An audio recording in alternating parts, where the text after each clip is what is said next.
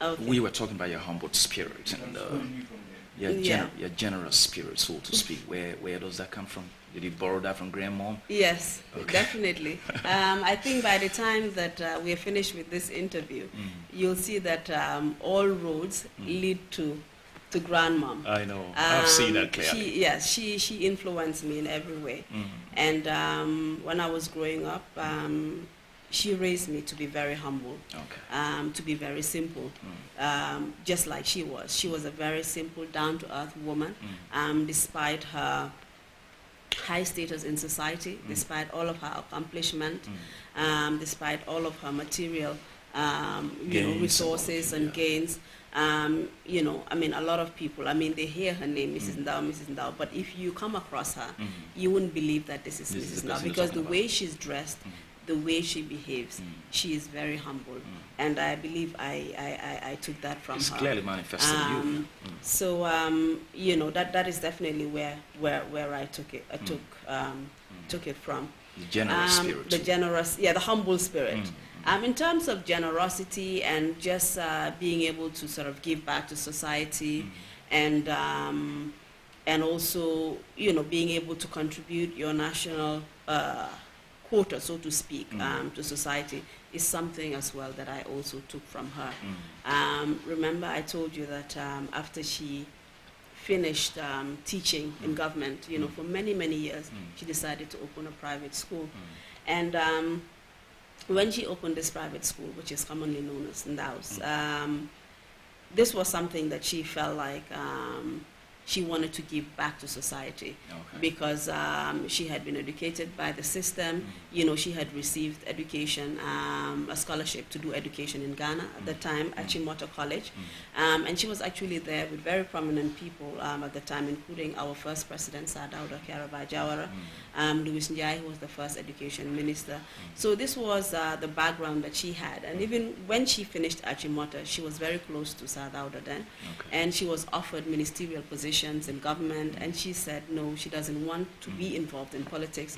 What she wanted to do was to be able to contribute what she could, in her own way, and she started her own schools, and obviously government helped her by giving her some land to start off with, but she was able to achieve so much more.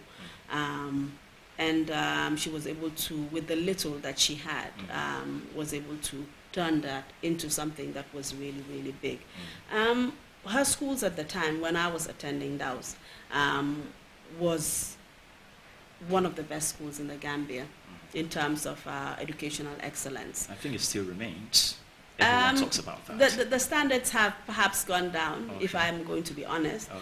But at that time, it was very, very high. We were first in the Gambia in terms of examinations, most years, and we were competing, directly with international schools like Marina.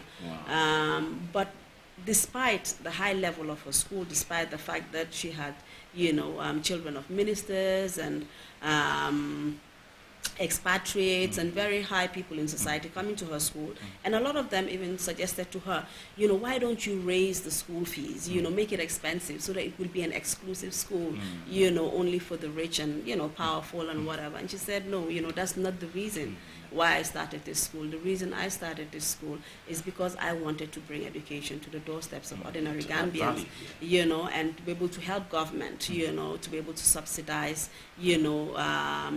education, at that level. And because of that, to this day, her school remains one of the cheapest cheapest schools in terms of tuition fees in the Gambia for a private school compared to other international and private schools. I should be bringing my son to the Gambia to come to the house. Probably, yeah. So definitely, this is something that she started at that level, and I've seen it, and also even just in terms of educating us. I mean, she educated me, educated other cousins, all of her grandchildren at top, UK universities, American universities. And that's not because we didn't have mothers and fathers, who could pay our school fees. No, but it was because she felt that she had been blessed, with the resources.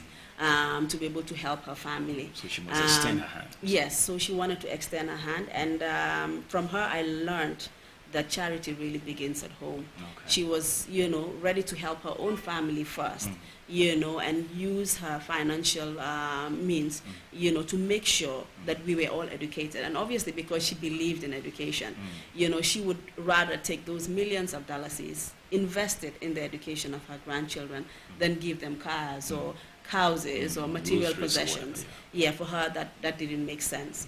And for her, it was a really, really generous spirit that I felt she had, because she wasn't obliged to do what she did for us as her grandchildren, but she still did it at the end of the day.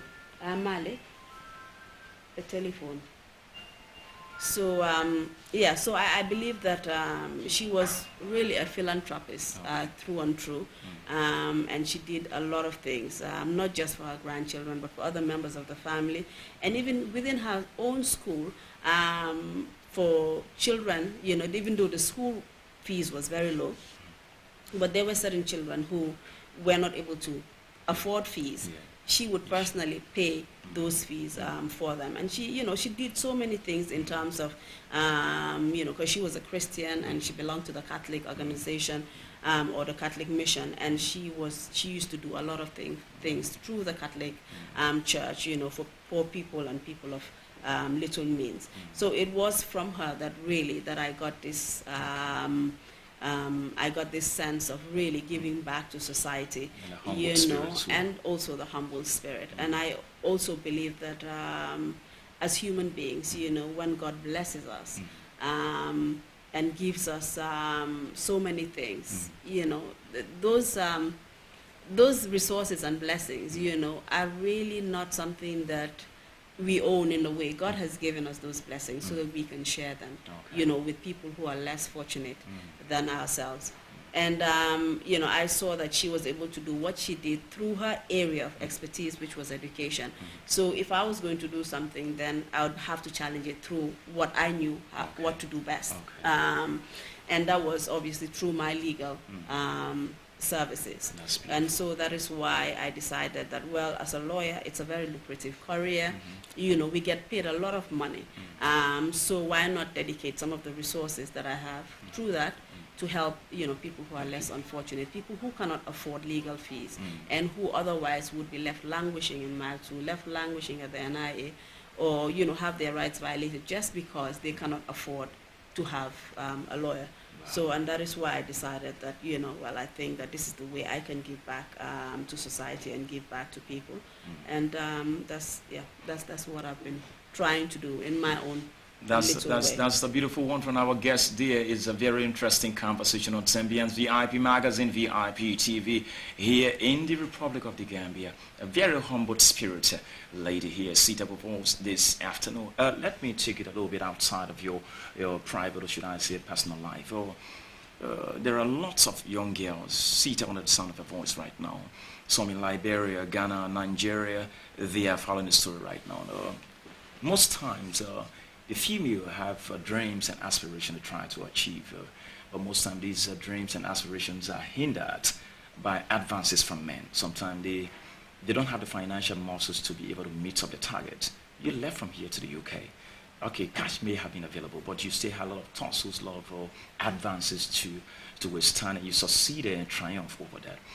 How can young girls remain firm with their dream in the midst of all of the trials and tribulations, especially financial trials and tribulations, so make sure they actualize their dreams? It really depends from what perspective you sort of see it. For me, really, I can only talk in terms of achieving your educational dreams, and also in terms of achieving your professional dreams. It's challenging, like I said. I came from a fortunate background, and it was challenging for me. Yeah. So I can understand some of the challenges that some of these young girls have to go through, even though they have to go through without the financial assistance and backing that perhaps somebody like me had. But however, I would really hasten to say that I think that the Gambia we live in now has a lot of opportunities for young women to get scholarships for education, through government or from international organizations. Government has a policy for free education for girls, for example. And I think that, it is for girls to take advantage of these opportunities that are presented to them. Like, I had the opportunity to get educated and I did so. And I think that that is what they need to do. Distractions will come, I mean, we've all been through it as teenagers. You will get distracted, whether by boyfriends, or relationships and, social lives and all of that. And I think that that is just a rite of passage, for everybody. But in all of that, I think that what needs to remain is just for you to focus on your dreams and your aspirations and to be determined and just to know what you want in life. I think that's very important, as a young person, as a young woman. You need to know what you want, what do I want to get out of life, what do I want to achieve.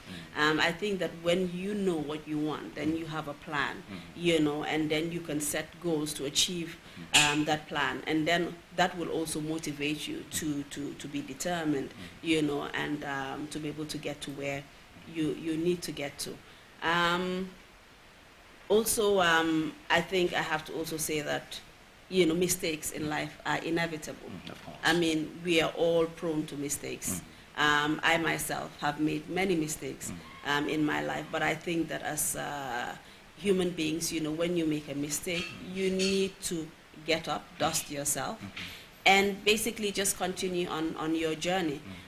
One thing that is important is that you need to learn the lesson, of course, because if you don't learn the lesson, then you keep on repeating the mistakes. But mistakes, have never been a deterrent or should never be a deterrent to you achieving your goals. So if you make those mistakes, you just learn from them and then you move on and then you pursue whatever goals that you have. And that's certainly what I have done, and it works for me. That's beautiful. That's beautiful. She's doing justice to each of our questions here on Sambians VIP Magazine, VIP TV. This is the motivational platform. I remain Tony Michael Howard, your presenter here this afternoon with our guest. We have something called the Tubab syndrome in this country, which is keeping our young girls away from school. Some of them have the elementary mindset that I just need to get married to a white man and have a better life. There's no need for school and what have you. They put different clothes in their bags when they go to school and then just stay somewhere and change right away and find themselves in the street. 7 p.m. they break for them. They are in the Senegambia, in the cold, taking malaria and pneumonia, so to speak. With the mindset that either a Tubab or a man who is well-to-do financially can be able to inherit their responsibility in achieving their dreams. What do you have to say to these girls? I think, one thing that I have to say, which is linked closely with the answer that I gave before, is that I think young women really need to take advantage of the opportunities that they have, not take for granted, the educational opportunities that they have, in search of so-called greener pastures or an easy life, which they may think that they'll get through, Tubabs or Western men. At the end of the day, because I have worked with women and children, and I know that there are a lot of pitfalls that are there. A lot of these lives, are not what they think it is, and at the end of the day, they may be prone to abuse and violations of their rights. And I think that it's so important as a young woman to be able to be independent. You want to be able to stand up for yourself, make your own money, so that at the end of the day, you don't have to rely or depend on anybody. That is so, so important.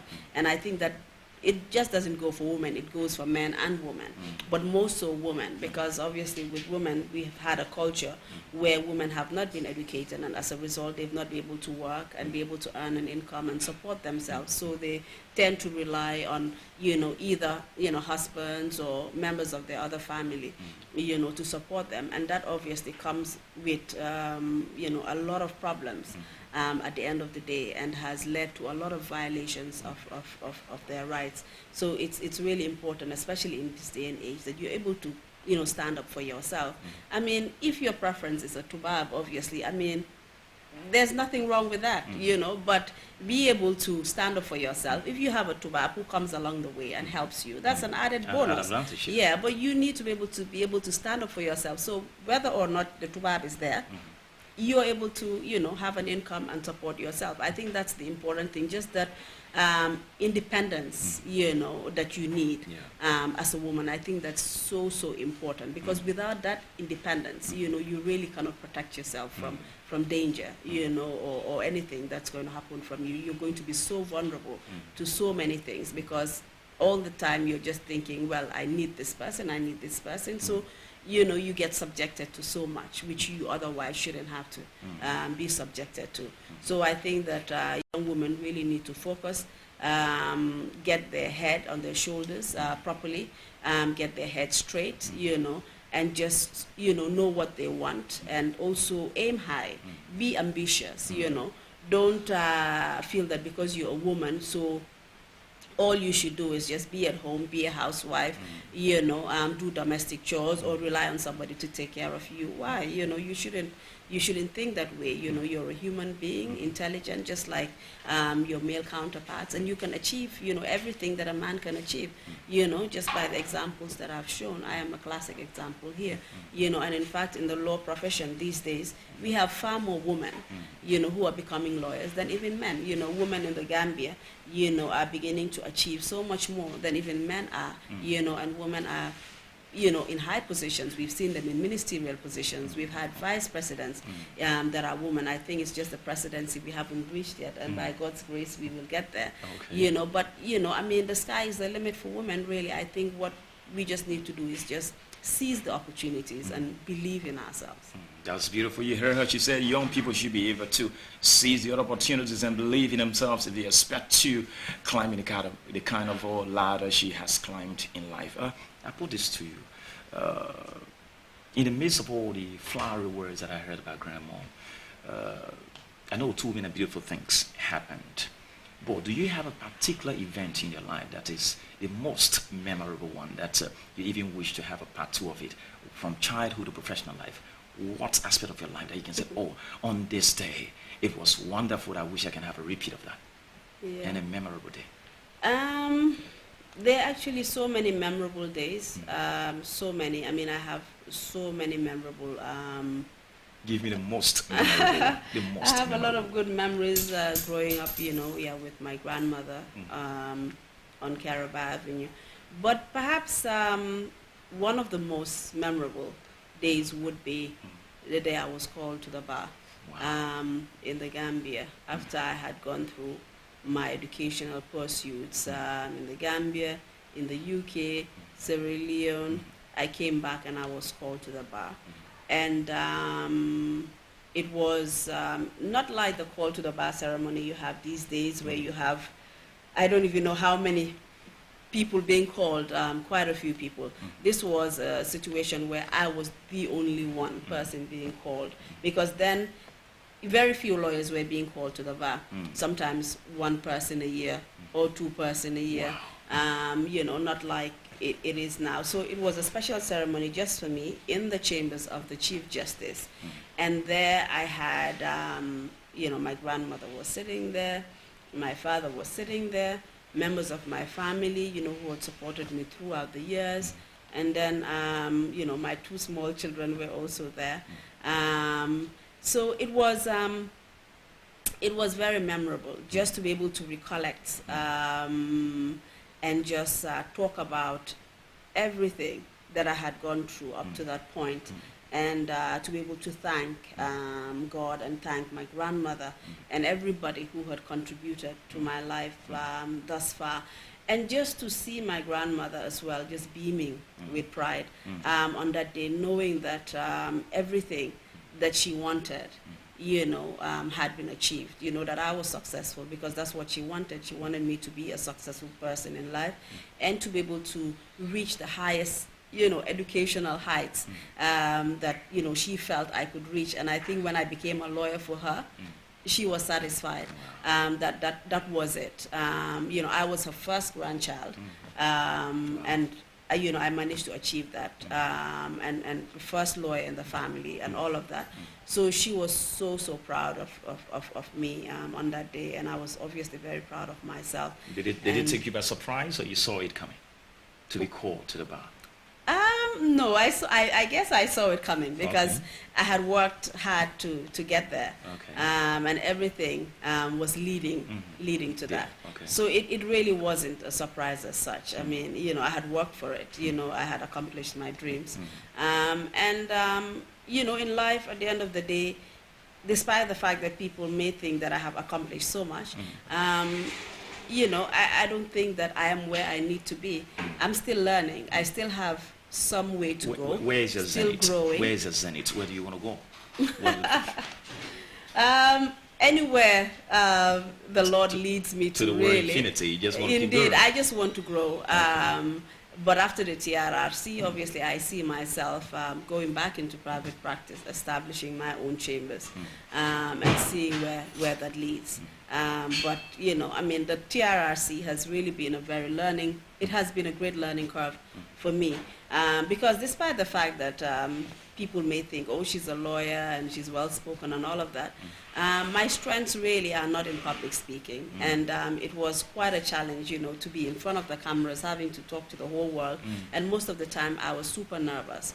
So that is something that I have really had to learn to overcome my nervousness and all of that, just in front of the cameras. So for me, it's been good. And that's why I guess I can sit down here today comfortably talking to you in front of the camera. That's not something that I find comfortable at all. So I think the TRRC has really helped me to be able to overcome that, and that has been a learning curve. And obviously I will go through other stages in my life, experience different areas where I will also learn from that, and all of that will help me to become a better person. I don't think that we ever stop growing and learning until the day that we die, really. We should never be content with where we are and feel that, oh, we've reached the apex, and this is it. No, we really have to just keep on striving and moving on and going higher, and that is what I believe, So I really I'm not there yet. That's what I believe. I have some way to go.